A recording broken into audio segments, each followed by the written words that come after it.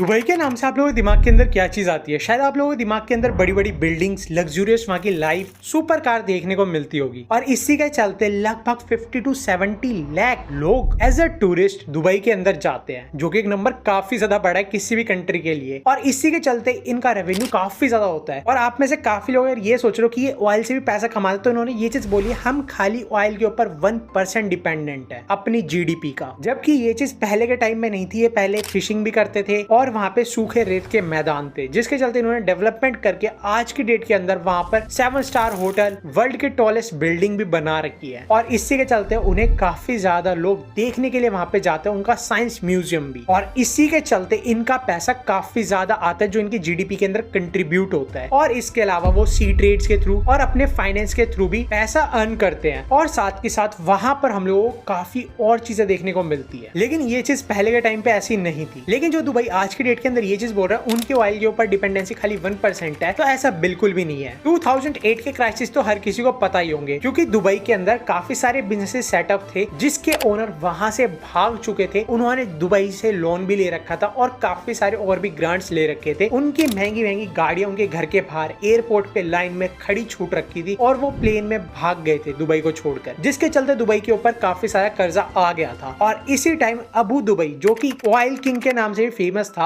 उसने वहां पर काफी मेजर पैसा इन्वेस्ट करा था, उन्हें ग्रांट देते हुए लगभग $10 बिलियन का, जो कि काफी बड़ी अमाउंट थी। जिसके चलते वहां पर उस टाइम हम लोगों को दुबई बचता हुआ देखने को मिला। और ये अमाउंट आज की डेट में बढ़कर लगभग $80 बिलियन हो चुके, जो कि दुबई का लॉस बढ़ता ही जा रहा है। दुबई के ऊपर कर्जा आ चुका है, जिसमें से $20 बिलियन अब दुबई का लौटाने बच रहे हैं अभी तक। तो ऑयल पे तो एक तरीके से इनकी डिपेंडेंसी है तो सही, थोड़ी बहुत कहीं ना कहीं से। और दुबई के अंदर जिन भी लोगों ने अपना पैसा प्रॉपर्टीज के अंदर इन्वेस्ट करा था, ये सोचे कि प्रॉपर्टीज के रेट बढ़ेंगे, तो ऐसा बिल्कुल भी नहीं हो रहा। वहां पर जिन भी लोगों ने पैसा इन्वेस्ट करा था, उनका पैसा और ज्यादा कम हो चुका है। लगभग 60% तक का लॉस देखने को मिल रहा है उन्हें अपनी इन्वेस्टमेंट के ऊपर। लेकिन हाँ, रशिया और यूक्रेन की वॉर चल रही है, जिसके चलते आज के डेट के अंदर थोड़ा बहुत प्रॉपर्टीज में वहां पर राइज देखने को मिल रहा है। लोगों ने अपना पैसा वहां पर इन्वेस्ट करा है, लेकिन जैसे ही वहां की सिचुएशन सुधरती हुई देखने को मिलेगी, तो शायद काफी लोग अपना पैसा वहां से विड्रॉ भी कर सकते हैं। तो ये इम्पैक्ट वापस कंटिन्यू हो सकता है,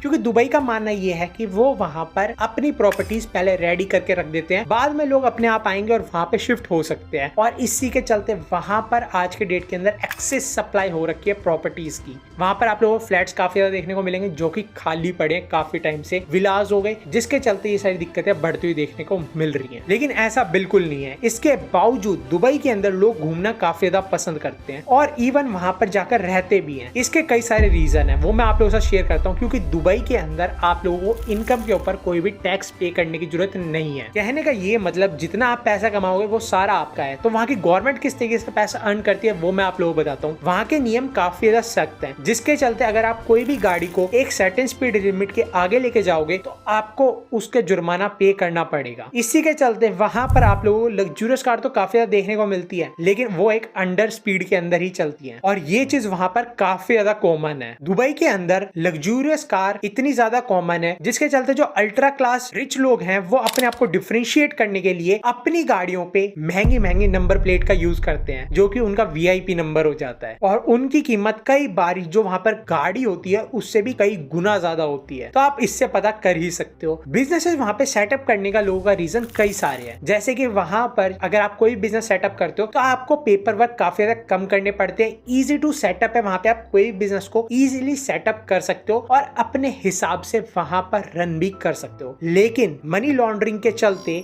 FATF, financial action task force, ने उनके ऊपर कई सारे नोटिस लगा रखे हैं कि आप लोगों को कई सारी चीजें सुधारने की जरूरत है। लेकिन इसके बावजूद भी दुबई के अंदर काफी सारे लोग जाना पसंद करते हैं। आप लोगों को रीजन तो समझ में आ ही गए होंगे, जिसके चलते दुबई का मानना ये है 2040 तक वो अपनी कंट्री को और ज्यादा डेवलप करके और ज्यादा पावरफुल बना सकते हैं, जिसके चलते और कई सारे लोग वहां पर खींचे चले आए।